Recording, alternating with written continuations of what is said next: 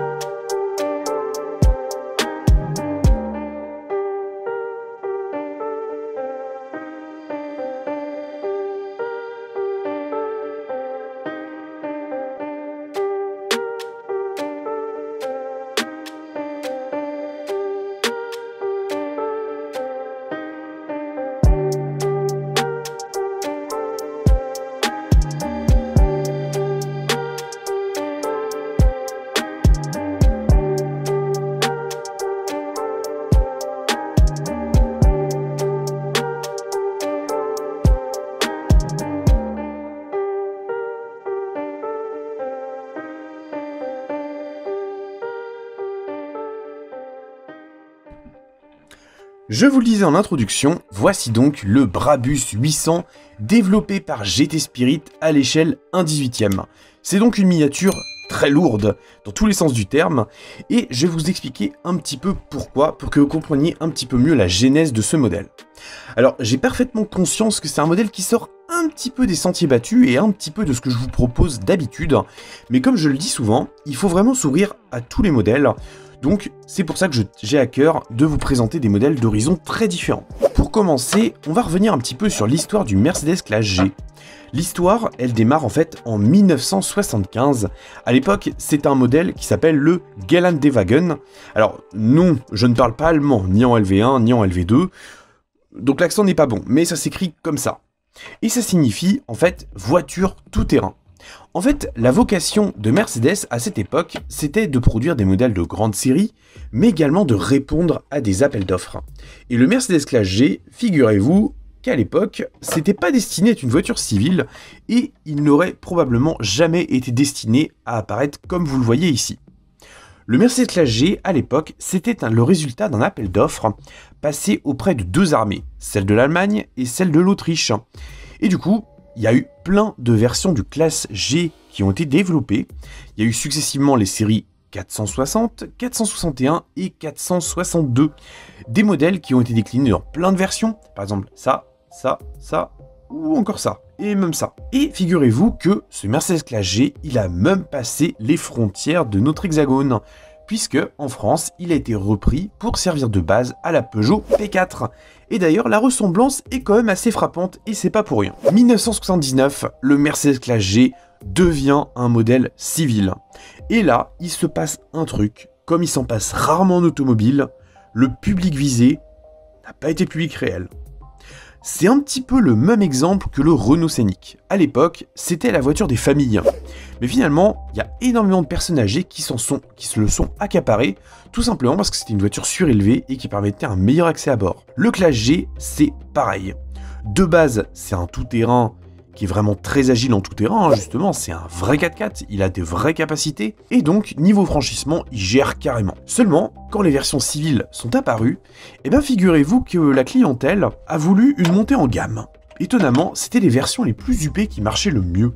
Et là, c'est plutôt étonnant, parce que un 4x4 à la dure, mais très luxueux, à l'époque, ça n'existait pas.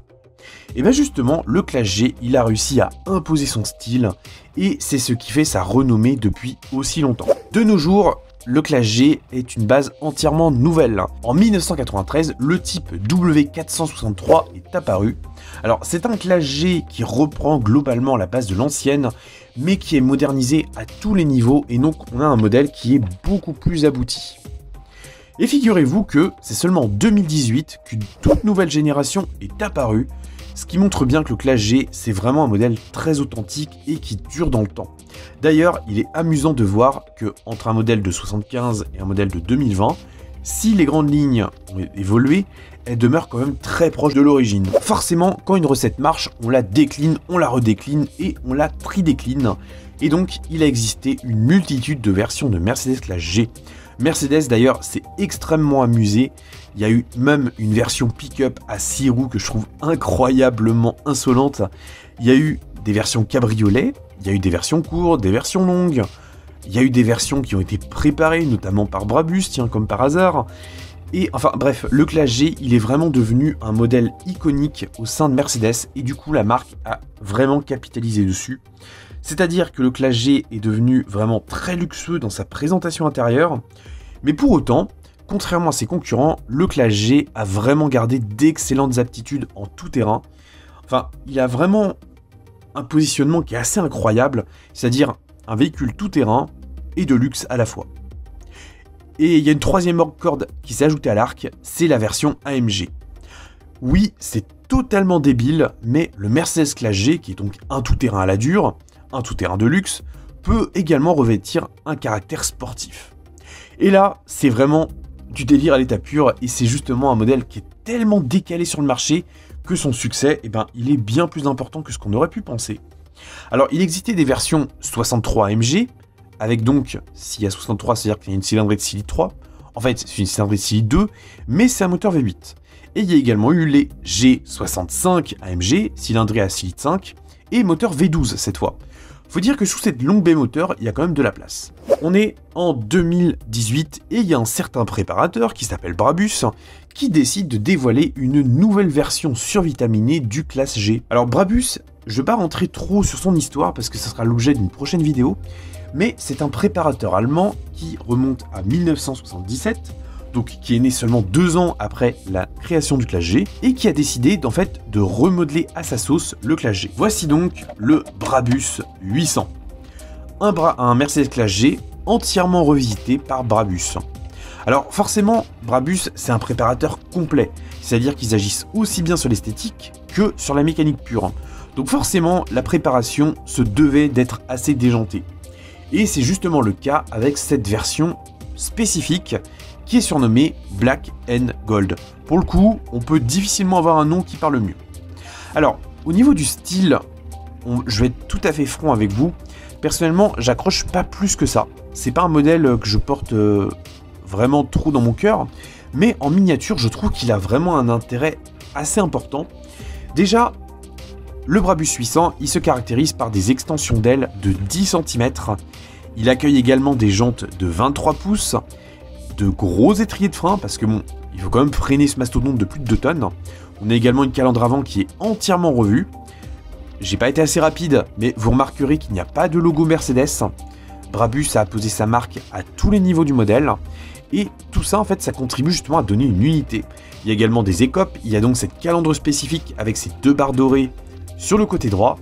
On a également un spoiler qui est assez incroyable, je suis pas sûr qu'il ait une vraie utilité, mais il a le mérite d'asseoir davantage encore la ligne. Mais surtout, à l'intérieur, la préparation est assez incroyable.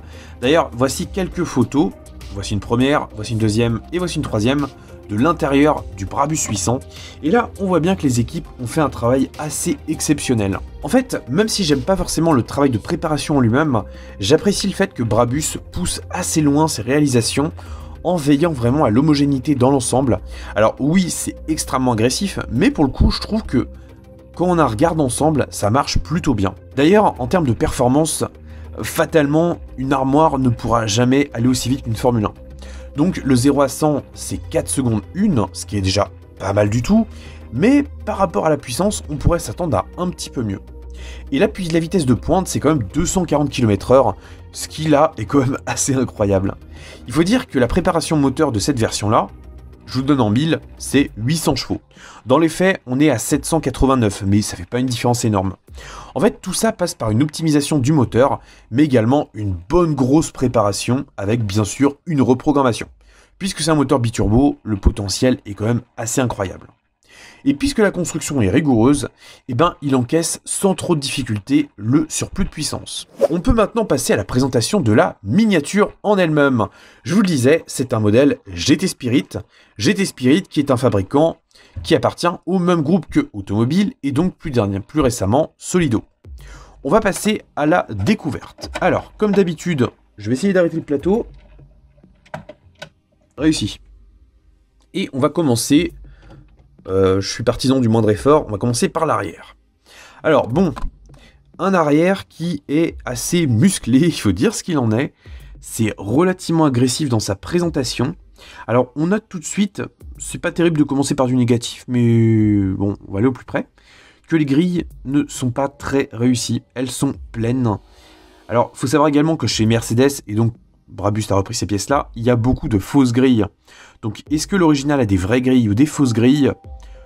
Je vais pas me risquer à répondre parce que j'ai pas la réponse en tête et j'ai pas envie de vous dire de bêtises. On a également un revêtement fibre de carbone au niveau de cette petite encart qui est plutôt réussi. On perçoit également les charnières de porte parce qu'effectivement à l'arrière du classe G, c'est une porte de coffre. C'est pas un coffre qui s'ouvre vers le haut. Et le rendu est plutôt pas mal. Les ouvrants, même s'ils ne sont pas réellement ouvrants parce que c'est une miniature en résine, sont plutôt bien modélisés. Ça fait assez bien le travail. La réplique est plutôt réussie. On a également une poignée de porte qui est frappée du logo Brabus. On a également une petite serrure qu'on perçoit. Le logo Mercedes a été camouflé parce que sur un Brabus, on n'a plus les logos Mercedes qui apparaissent. Les feux arrière sont très réussis. Vraiment, je ne m'en plains pas du tout. Les points de fixation n'apparaissent pas. Les logos sont également bien appliqués. Celui-ci est légèrement de travers. Bon, c'est minime, hein. Les vitres sont surteintées. On perçoit également les lignes de dégivrage. On a un essuie-glace arrière qui est mobile, mais très fin. Donc ça, c'est un bon point aussi. L'aileron est d'ailleurs très fidèle également. Alors, la miniature, elle fait vraiment son poids. C'est assez impressionnant. Puisque j'ai peur d'oublier le châssis, on va commencer par là. Et donc, on découvre le nom du modèle, le Brabus G1 800 White Star. Le dessous n'est pas hyper intéressant. On perçoit quand même qu'il y a quelques éléments qui ont été modélisés, comme l'arbre de transmission et les doubles échappements latéraux, qui s'échappent bien sûr sur les côtés. Au niveau du profil, alors là, c'est la partie la plus bestiale, je trouve. Voilà, là on le voit en entier. Donc, on retrouve bien la ligne du classe G, la ligne iconique. Là, vous l'aurez noté, on est sur la version à 5 portes. C'est-à-dire que la version courte, elle n'a pas de porte arrière. Donc on est quand même sur un modèle qui est relativement long. On a une finition qui est quand même plutôt bonne dans l'ensemble. Alors, faut dire ce qu'il en est, GT Spirit, je trouve qu'ils ont fait du très bon travail également sur ce modèle-là. Les ajustements de pièces sont très satisfaisants. On a l'aileron qui est assez bien reproduit. Alors, un aileron qui est en plastique souple, mais c'est pas dérangeant. On a également des écopes de toit qui sont en reproduction de fibres de carbone. On a également les logos latéraux qui apparaissent bien. On a les larges écopes qui permettent de mieux intégrer les extensions d'ailes. Les jantes, je trouve que c'est une pièce qui est vraiment extrêmement réussie. Alors, bon, je vais vous l'approcher un petit peu. C'est vraiment très très bien reproduit. La finesse de gravure est vraiment excellente. Alors, petit regret parce que les disques de frein ne tournent pas en même temps que les jantes. Bon, dans les faits, c'est une miniature qui reste exposée, donc c'est pas très dérangeant. Vous le savez, moi les voitures noires, j'aime pas spécialement ça parce que je trouve que ça aménuise un petit peu les courbes. Mais globalement, ça renforce quand même le look bestial, donc je vais pas critiquer ce point-là, bien sûr, d'autant plus que Brabus l'a sorti tel quel. On a également des marchepieds, parce que oui, effectivement, c'est un véhicule qui est plutôt haut. La finition dans l'ensemble, elle est quand même relativement bonne. Les poignées sont des pièces rapportées, les rétroviseurs sont plutôt fins également. Donc ça, c'est un bon point aussi. Les protections de carrosserie, elles, sont en plastique et ont été aussi rapportées. Donc tout ça, en fait, ça contribue justement à donner une bonne qualité perçue. En fait, ce modèle-là, ce qui est intéressant, alors je pense qu'on le percevra moins à la caméra qu'en réalité, c'est qu'il y a un vrai travail des matières qui a été fait par GT Spirit. Et je trouve que ce jeu de matière a été très bien exécuté. Vraiment, j'en suis très content. Les vitres sont donc surteintées, donc c'est des vitres qui sont plutôt souples, comme sur les modèles auto bien sûr, mais ça rend totalement bien. Au niveau de l'avant, donc là, hop, je retourne la miniature, on est sur un modèle, là encore, bien exécuté. On a ces petits catadioptres là, qui sont tout simplement des pièces translucides, avec une impression à l'intérieur. Ça, niveau réalisme, c'est excellent. Les optiques avant, c'est pareil, on a un très bon degré de réalisme. Les points de fixation sont très discrets. Les grilles de l'avant sont percées un peu plus profondément que celles de l'arrière. Donc en fait, ça permet de donner davantage de profondeur et d'accroître un petit peu le réalisme du modèle. Au niveau de la grille de calandre, donc on a le logo Brabus qui est au centre, on a les deux ouïes latérales, et le tout est quand même relativement fidèle. Là encore une fois, on a une profondeur de gravure qui est peut-être de 2 à 3 mm, donc ça suffit à donner de la profondeur et donc d'accroître le réalisme. Au niveau de l'écope de capot, donc là on est encore une fois sur une pièce en imitation fibre de carbone qui est bien transcrite. Bon, le sens des courbes, il va que dans un sens, mais c'est pas dérangeant. Et globalement, ça fait vraiment bien le travail. J'imagine que c'était une pièce assez technique à faire pour les équipes de GT Spirit. En revanche, la pièce qui est inhérente à l'aération, je trouve qu'elle aurait pu être un peu plus profonde, ça aurait été un peu plus sympa. On a également des essuie-glaces qui sont très fins. On a des feux de jour, des feux longue portée, je sais pas exactement, sur le toit, qui sont bien. En fait, la reproduction des LED est, je trouve, très bonne. Parce qu'on a bien cet effet-là où on perçoit bien les LED sans pour autant qu'elles existent réellement. Mais je trouve que GT Spirit a bien maîtrisé ce procédé-là, c'est vraiment très sympa. Donc au final, l'avant, eh ben, j'ai envie de dire qu'il est vraiment très bestial et c'est tout ce qu'on attend d'un Brabus 800. Donc je trouve que c'est vraiment un excellent point également. Bon, il y a également un toit ouvrant, mais ça, je ne vais pas m'y attarder non plus. Je vais vous faire retourner un petit peu le modèle pour que vous puissiez l'admirer un petit peu sous tous les angles. Alors effectivement, je trouve que c'est une pièce qui est assez intéressante. Bien sûr, j'aurais aimé avoir des ouvrants parce que l'intérieur paraît exceptionnel, mais GT Spirit, c'est de la résine, et sur de la résine, malheureusement, les ouvrants, c'est techniquement très compliqué, voire même impossible. Au niveau de l'intérieur, justement, vous avez l'habitude, je vais vous superposer quelques photos sur la vidéo, et de ce que je perçois ici, ça a l'air vraiment pas mal du tout. On va le regarder d'un petit peu plus près, et vous, pendant ce temps-là, je vous mets les photos. Alors, je sais pas si on va voir grand-chose, mais je tiens à préciser que GT Spirit a fait un excellent travail. Il y a plein de pièces qui ont été peintes en doré, le revêtement des sièges paraît purement excellent, la planche de bord me paraît très réaliste aussi. Enfin, vraiment, c'est pas mal du tout. C'est vraiment très chouette. Donc, même au niveau du volant, c'est vraiment pas mal. C'est fidèle à la réalité, les fonds de compteur étaient imprimés, la texture des sièges est vraiment bonne, on a même les logos Brabus qui apparaissent juste sous les appuis-têtes, il y a beaucoup de détails à observer.